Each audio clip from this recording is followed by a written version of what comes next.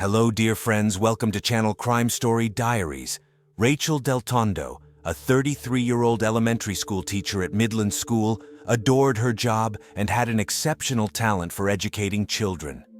Despite her age, she lived with her parents, Lisa and Joe, in the small town of Alikipa, Pennsylvania.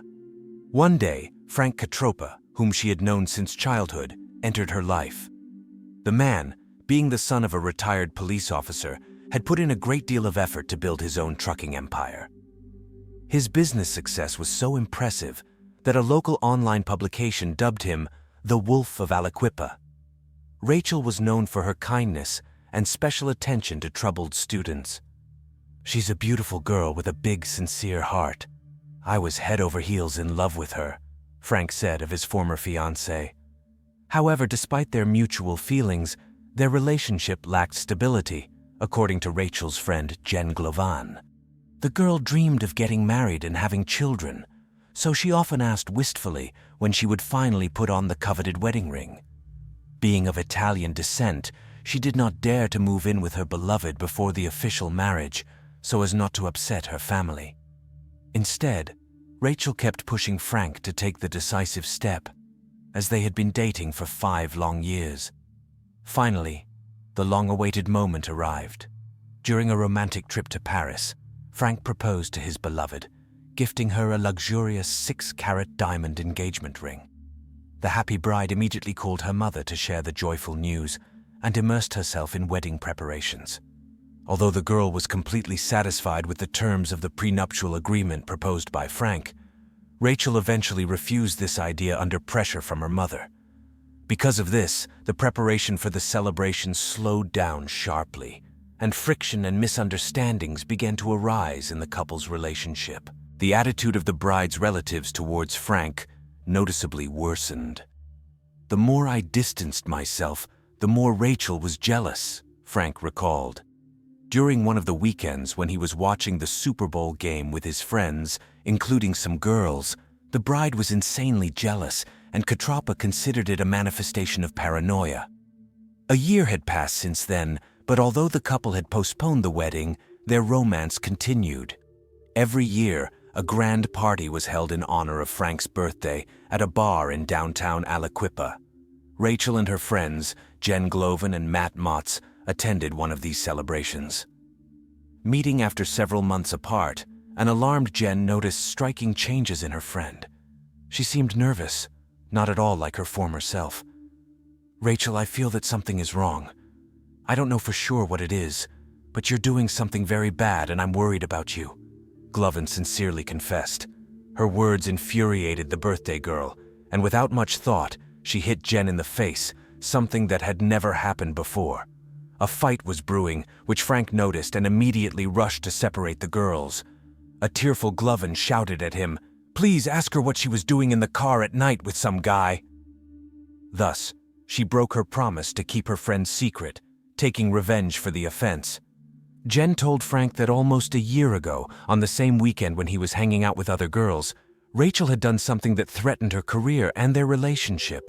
A friend visited Glovan, tearful, trembling, barely alive from fear.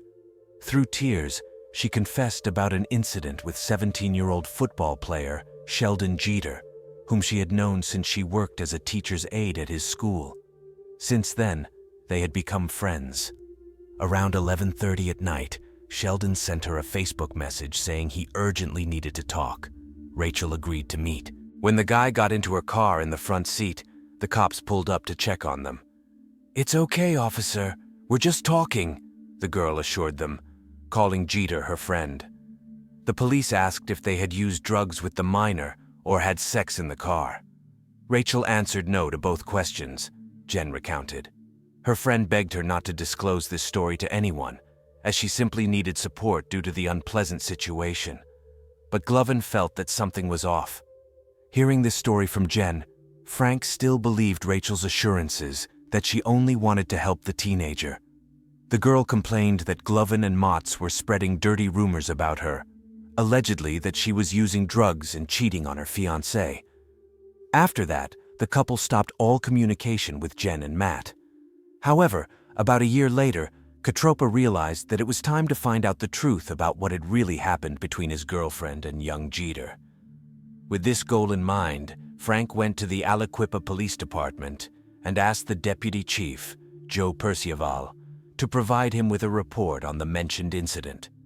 However, an official request was required to obtain a copy of the document. Fortunately, Percival's boss, who was friends with Catropa, ordered his subordinate to prepare the necessary papers. After reading the report that same day, a shocked Frank realized that Rachel had been outright lying to him. According to police records, the girl and Jeter were caught in the car around 2 in the morning, not at 11 as she claimed. It happened in a deserted parking lot. The foggy car windows indicated that it had been there for quite some time, and the passenger seat was fully reclined. The report stated that Rachel introduced Sheldon as a former student and now a friend with whom they were just talking. She also asked not to inform her fiancé about the incident, fearing his anger. A saddened Frank took a copy of the document home. Soon, someone anonymously sent it to the email addresses of the school where Rachel worked, the local school board, the media, and even the mayor, dealing a devastating blow to the teacher's reputation. Lisa Deltondo, the victim's mother, had no doubt that Frank Catropa was behind this. "He tried to ruin my daughter's life and our whole family's life out of jealousy," the woman was outraged. However, Frank himself, although he admitted showing the report to some people, still denied his involvement in the mailing. It is noteworthy that in addition to the report itself, the unknown distributor had access to personal data such as social security numbers and driver's licenses, which should never be made public under any circumstances. The police suggested that although Catropa might not have sent the letters himself, he could have passed the papers to someone who did the malicious mailing. Within days of the report being published, Rachel was removed from her job. The girl fell into despair. She stopped eating and sleeping and was forced to seek medical help. She was hospitalized in the psychiatric ward for 3 days. The parents of the unfortunate woman denied any romantic connection between their daughter and Jeter. "She just wanted to help the poor boy," Lisa insisted. However, Sheldon's lawyer, Michael Santacola, claimed that Rachel had never been his client's teacher, and their relationship went far beyond friendship. It started long before the car incident. Sheldon was a star, an athlete, and most girls adore athletes, the lawyer explained.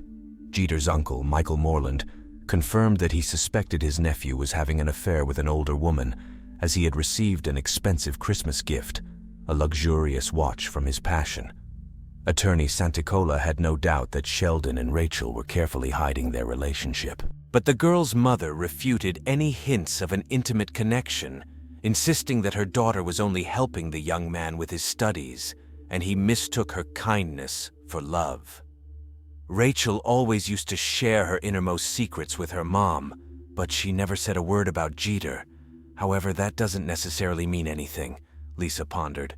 The woman recalled how one night, a drunk Sheldon showed up near their house and started banging on the windows.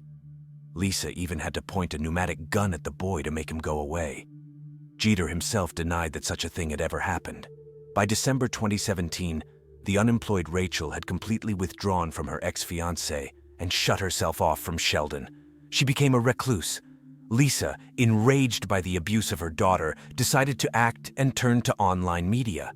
Although she and Rachel had never met in person, the girl had spoken several times on the phone with editor John Paul, hinting at compromising information against city officials. According to her, corruption reigned in Alikipa. Officials were paid to turn a blind eye to illegal actions. But despite the loud statements, she never provided any evidence. Soon, Rachel began receiving threats. It seemed to her that the cops were following her. In the messages, ill-wishers openly wrote that she would not live to see the end of 2018. Jackie Bell Castro, the girl's aunt, confirmed that her niece complained about being stalked. Bel Castro suspected Frank Catropa was involved, but he denied everything. In the spring of 2018, Rachel Del Tonda tried her best to leave her fears behind and start life with a clean slate. At the same time, she began dating Sheldon Jeter's stepbrother, 32-year-old Rashawn Bolton. Only next to him did she feel safe. But the new relationship only further infuriated Sheldon. According to his uncle, at first the young man was upset, but quickly recovered and switched to another girl, as he never had problems with that. On the evening of Sunday, May 13th, 2018, Mother's Day, while Rashawn was out of town, Rachel decided to meet up with 17-year-old Lauren Watkins, a friend of her former student. "Lauren and I are going to Hank's for ice cream," she shouted to her mom as a farewell. Lisa could not even imagine that she was hearing her daughter's voice for the last time. The girls were having fun, listening to music, driving around the city and chatting. Suddenly, they passed by Sheldon Jeter. Noticing them, he wrote to Lauren on Facebook, "I just saw you girls." "Yeah," she replied. "So what are you doing?" the guy asked, but never got an answer. Lauren recalled that on the way, they stopped by Rachel's house to get a jacket, as it was chilly, and then headed to the cafe. On the way, they picked up another acquaintance, 25-year-old Tyree Jeter, Sheldon's stepbrother. That night, Tyree was texting with Sheldon and knew exactly where Rachel was and when she would return home. After dropping her friend off at the house, Lauren checked to see if she had gone in through the side door. There was not a soul around. Deltondo's father was sitting in his favorite chair in the living room, waiting for his daughter. But not even 4 minutes had passed after Lauren saw her off. Rachel was shot dead on the doorstep of her own home. There were no witnesses to the tragedy. The parents of the murdered woman immediately named Sheldon Jeter as the main suspect, having no doubt about his guilt. However, the young man's uncle claimed that his nephew had been at home all night with his grandfather, helping to take care of his frail great-grandfather. But just a few hours after Rachel's death, the police appeared at the Jeters' doorstep to interrogate the young man. The cops ordered Sheldon to hand over his clothes for examination, but for some reason, he brought completely different items. On the floor near the bed where he slept, there was a whole mountain of clothes. So when the cops asked, "Is this what you were wearing that night?" the guy replied, "Yes, these are all my clothes." Jeter's lawyer insisted that his client was not to blame for the police taking the wrong clothes, but the same report indicated that the young man was not at all saddened to learn about Rachel's death. "That's not true," the uncle objected. "Sheldon felt bad, just like all of us." And when journalists asked the deceased's friend, Lauren Watkins, if she believed that Jeter could do something so horrible, the girl replied, "No, I never once heard from Rachel that she was afraid of him." The suspect's defender repeated, "There is no evidence of Sheldon's involvement in Deltondo's murder, and indeed the investigators were unable to link the young man to the crime. Interestingly, at that time there were already 8 unsolved cases in Alikipa. Almost 2 years had passed. On May 15, 2020, another ice cream trip ended in tragedy. This time the victim was 25-year-old Tyree Pugh, a guy whom Sheldon and his uncle Michael considered a family friend. But by a fatal coincidence, that very day Pugh, along with Jeter and Moreland, had eaten ice cream at the same cafe. Again, the police's attention was drawn to Sheldon's strange connections with the murdered man. Investigators visited his home the same night, as the address of the Jeters was indicated on the victim's license. Michael confirmed that Pugh sometimes lived with them. Sheldon willingly told the cops exactly where he was when the crime occurred, but the video cameras told a different story. The footage showed Jeter leaving the house with Tyree Pugh at 11:10 p.m. on May 15, 2020, and later returning alone. Almost simultaneously, a passerby stumbled upon Tyree's body and called 911. In the morning, Sheldon was summoned to the police department for questioning. Meanwhile, a search was underway at his house. And what do you think? Under the suspect's mattress, they found a gun, the weapon with which Pugh had been shot the day before. But the surprises did not end there. Jeter's lawyer reported that prosecutors were pressuring his client to confess to the unsolved murder of Rachel Del Tonda. In early June 2021, 23-year-old Sheldon Jeter appeared in court on charges of killing Tyree Pugh. The process took place behind closed doors without the presence of television cameras. The accused refused to testify. Instead, The jury was shown recordings of his police interrogations with a total duration of about 2 hours. The motives for the crime remained unclear. However, after just a few hours of deliberation, the court found the young man guilty. In the state of Pennsylvania, first-degree murder is punishable by life imprisonment without the possibility of parole.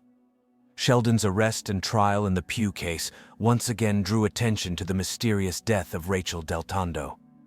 The investigation continues, District Attorney Mariarty assured reporters. My detectives and prosecutors are working tirelessly. I think sooner or later we will find out the truth. But Frank Cotropa was cleared of all suspicion in the murder of his former fiancée. Shortly after her daughter's tragic death, Lisa Deltondo bitterly prophesied that the perpetrator would never be punished. The bewildered family could only hope that people would remember Rachel alive, not dead. Let everyone know, my baby girl was a bright person with a big heart, the mother repeated through tears. The Rachel Del Tonda case remains unsolved to this day. The investigation continues. Traditionally, thank you for watching and remind you that it would be great if you support the video